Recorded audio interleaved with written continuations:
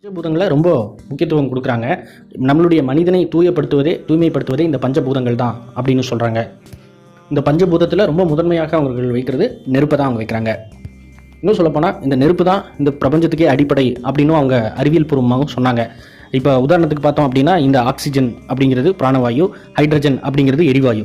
இந்த 2 வாயும் சேர்ந்ததுன்னா கண்டிப்பாக பயங்கரமாக தீப்பிடிக்கும். ஆனால் அதே சமயம் இதை நெருக்கமாக வைக்கும் பொழுது, அழுத்தத்தில் வைக்கும் பொழுது தண்ணீர் அப்படிங்கிற நீரையே அணைக்கக்கூடிய ஒரு சக்தி பிறக்குது.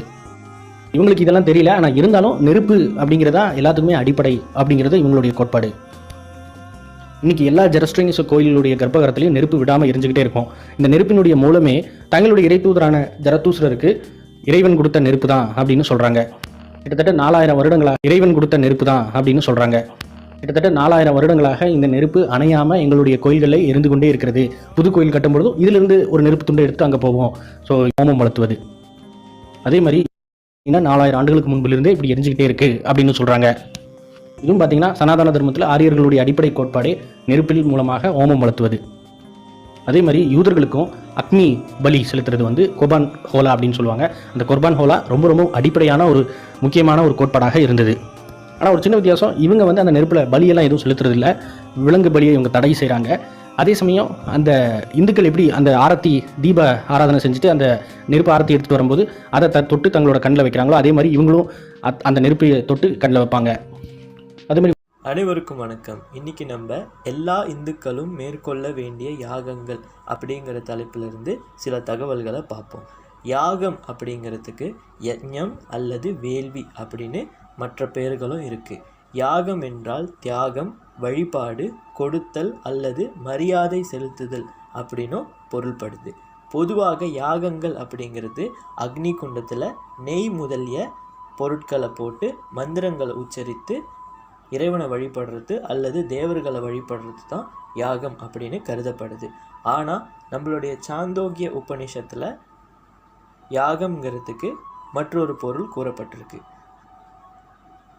அதாவது உண்மையில் யாகம் என்று சொல்லப்படுவது யாதெனில் தூய அறிவும் ஒழுக்க நெறியும் உடைய மனிதனின் வாழ்க்கை முறைதான் யாகம் என்று சொல்லப்படுகிறது அப்படின்னு நம்மளுடைய சாந்தோக்கிய உபநிஷத்தில் கூறப்பட்டிருக்கு. ஒரு மனிதன் தன்னுடைய வாழ்நாளில் ஒழுக்க நெறியுடனும் தூய்மையான அறிவுடனும் வாழ்தலே ஒரு யாகம்தான் அப்படின்னு கூறப்பட்டிருக்கு. இது எல்லா இந்துக்களும் அவசியம் மேற்கொள்ள வேண்டிய யாகமாக அமைந்திருக்கு. இதற்கு அடுத்தபடியாக இந்துக்கள் மேற்கொள்ள வேண்டிய 5 முக்கிய யாகங்கள் பற்றியும் கூறப்பட்டிருக்கு. அவை பஞ்ச மகா யஜ்ஞங்கள் அப்படின்னு கூறப்படுது. அந்த பஞ்ச மகா யஜ்ஞங்களை நம்ம ஒவ்வொன்றா பார்ப்போம். முதலாவது பிரம்ம யாகம் அப்படின்னு சொல்லப்படுது. பிரம்ம யாகம்ங்கிறது பகவத்கீதை, திருக்குறள் போன்ற நல்ல நல்ல நூல்களை படிக்கிறது, நல்லறிவை வளர்த்து கொள்வது, தன்னுடைய நிலையை மேம்படுத்தி கொள்தல், மற்றவர்களுக்கு நல்லறிவை கற்றுத்தருதல் போன்ற செயல்களில் ஈடுபடுவது தான் பிரம்ம யாகம் அப்படின்னு சொல்லப்படுது. இரண்டாவது தேவயாகம். தேவயாகம்ங்கிறது தினமும் ஒரு வேளையாவது தியானத்தில் ஈடுபட வேண்டும். தெய்வங்களுக்கு நன்றி கூறும் விதமாக வழிபாட்டிலும் ஈடுபட வேண்டும். கோவில்களுக்கு சென்று இறைவனை வழிபட வேண்டும். இதுதான் தேவயாகம் அப்படின்னு சொல்லப்படுது. மூன்றாவது பித்ருயாகம். பித்ருயாகம்னா முன்னோர்களுக்கு நன்றி கூறும் விதமாகவும் அவர்களை நினைவு கூறும் வகையிலும் அவர்களுக்கு தர்ப்பணம் அல்லது நினைவு நாள் மேற்கொள்ள வேண்டும். மேலும் முன்னோர்கள் சொன்ன நல்ல சொற்களையும் அவர்கள் வகுத்து தந்த நல் வழியையும் கடைபிடிக்க வேண்டும். அடுத்து நான்காவது மனுஷ யாகம் அப்படின்னு சொல்லப்படுது. மனுஷ யாகம்ங்கிறது சக மனிதர்களை சமமாக நோக்க வேண்டும். மனிதர்களிடம் கருணை காட்ட வேண்டும். தேவைப்படும் மனிதர்களுக்கு உதவ வேண்டும். பசித்தவருக்கு உணவு தர வேண்டும். இதெல்லாம் மனுஷ யாகத்துடைய கோட்பாடுகள். அடுத்தது 5வது பூத யாகம் அப்படின்னு சொல்லப்படுது. பூதம்னா இயற்கை வாழிகள் அப்படின்னு பொருள்படும். இயற்கையில் இருக்கிற எல்லாமே பூதம் அப்படின்னு சொல்லப்படுது. இயற்கையையும் இயற்கை அன்னையின் இதர குழந்தைகளையும் அன்போடு பராமரிக்க வேண்டும். இயற்கை அன்னைக்கு நன்றி கூறும் விதமாக மிருகங்களுக்கு உணவளிக்கும் பழக்கத்தையும் மேற்கொள்ளலாம் அப்படின்னு பூத யாகம் கோட்பாடு கூறுது. இவ்வாறு பிரம்மயாகம், தேவயாகம், பித்ருயாகம், மனுஷ யாகம், பூத யாகம் அப்படின்னு 5 இருக்குது. இந்துக்களாகிய நாம் இந்த 5 யாகங்களையும் மேற்கொள்ள வேண்டும் அப்படின்னு நம்மளுடைய சாஸ்திரங்கள் பரிந்துரை செய்யுது. இந்த 5 யாகங்களும் மிகவும் உயர்வான மற்றும் தலை சிறந்த யாகங்கள் அப்படின்னு கூறப்படுது. இதை மேற்கொள்ள நமக்கு அக்னி குண்டமோ அல்லது நெய்யோ அல்லது விறகு கட்டையோ தேவைப்படாது. நல்ல மனம் மட்டும்தான் தேவைப்படும். அதுதான் இந்த காலத்தில் கிடைப்பதற்கு மிகவும் அரிதான ஒன்று அப்படின்னு கூறப்படுது.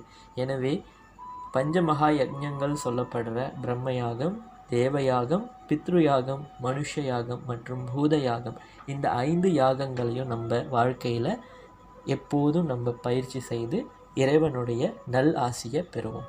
ஓம் நம சிவாய.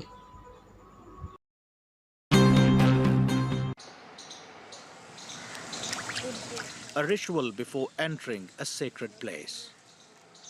Rana Iqbal and his family are here for the first time. They have come to pay homage to Guru Nanak, the founder of Sikhism. What has attracted us the most is Baba Guru Nanak's message of love, peace and brotherhood. That's why we came here to pay our respects. Iqbal is Muslim, yet he is visiting one of the holiest places in Sikh religion. This shrine houses both the grave and what's called the Samadhi. It's a place where non-Muslim followers of Guru Nanak performed his last rites. Muslims pray at this grave, while Sikh pay their respects at a Samadhi inside the building. Legend has it when Guru Nanak died in the 16th century, conflict broke out between his Muslim and non-Muslim followers, Hindus and Sikhs. While Muslims planned to bury him, others wanted to build a memorial. What happened is a story that Guru Nanak's followers have passed on over generations. During the dispute, the body of Guru Nanak suddenly disappeared, and all that was left was a pile of flowers. The dispute ended with an agreement that half of the flowers would be buried as per Muslim rituals, while the other half would be cremated. And so not only Sikhs, but also Muslims and devotees of other religions come to the shrine. Today, the Kartarpur Sahib is a symbol of interfaith harmony. Irrespective of their religious beliefs, visitors are invited to a communal meal. Amanat Masih has been cooking here for 15 years. We live here like a bunch of flowers. I mean Christians, Hindus, Sikhs and Muslims. We all live together. No one hates anyone because of their faith. As we leave, more visitors arrive to pay their respects to Guru Nanak, reinforcing his message of love and peace. Kamran Yusuf, TRT World, Kartarpur, Pakistan.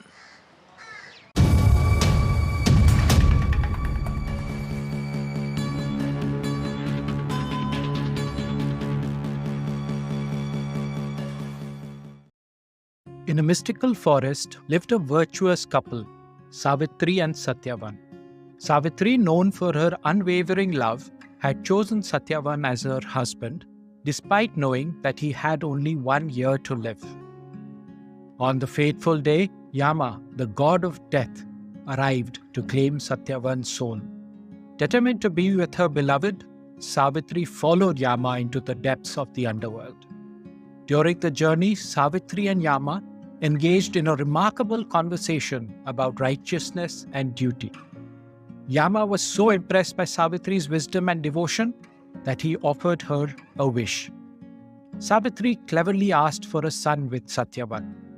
Yama, realizing her indomitable love and intelligence, granted her wish. Satyavan was then revived and they returned to their home where Savitri gave birth to a son. Waheguru Ji Ka Khalsa, Waheguru Ji Ki Fateh. When Guru Nanak was working at the Modi Khana, Nanki and Jairam were a little bit worried, as Nanak never saved anything for himself. When Nanak was not working, he was connecting to God, either singing God's praises or meditating. Jairam and Nanki thought, maybe if we get Nanak married, his focus will shift towards family life. Jairam knew another Patwari, Moolchand Khatri. Moolchand Khatri had a daughter named Sulakhni. Jairam asked for Sulakhni's hand for Nanak. Moolchand Khatri agreed as well. He knew Guru Nanak was working at the Modi Khana and he was at a very good position. Jairam went home and asked Nanak, "Oh Nanak, what do you think about getting married?" Nanak laughed and replied, "I am not against marriage. One can get married and still stay connected to God." Nanak agreed to marry Sulakhni. Nanak refused to follow marriage rituals dictated by the Brahmins of the day. He stated that any time would be auspicious time for the wedding. Guru Nanak said there is no need to cast horoscopes as he is not superstitious, and also Guru Nanak always consistently tried to break old traditions. Upon reaching Batala, Guru Nanak was sitting beside a muddied crooked wall, ਜਿਹਨੂੰ ਕਹਿੰਦੇ ਨਾ ਕੱਚੀ ਕੰਧ, and he was discussing marriage plans with the Brahmin clergy, and a whole barat was resting near around that wall. And now the bride side got worried. They said, "Oh, this kand might fall on Guru Nanak Dev Ji." So they sent an older woman to warn Guru Nanak about the kachi kand. But Guru Nanak laughed and replied, and he said, "Mata ji, a kand sadiyan lai nahi digni. This wall will not fall for centuries." The wall is still preserved within the Gurdwara Kand Sahib, and every year celebration is held over there at the day of Guru Nanak's wedding anniversary. On the day of wedding, Guru Nanak refused to take 7 rounds around the sacred fire. Instead, Guru Nanak took 4 rounds. Now, it is said that Guru Nanak said some other words as well on the day of wedding, but they were never recorded. Guru Nanak's barat was amazing. On the one hand, there were loads of rich people like Rai Bular. On the other hand, there were loads of poor people and sadhu in Nanak's barat. The house of Moolchand, where the actual wedding took place, Gurdwara Dera Sahib was built over there. Bibi Sulakhni gave birth to 2 sons, Sri Chand and Lakshmi Das. Soon after that, Guru Nanak's father found out that even marriage did not divert Guru Nanak's attention from God. He was still meditating. Vaheguru Ji Ka Khalsa, Vaheguru Ji Ki Fateh.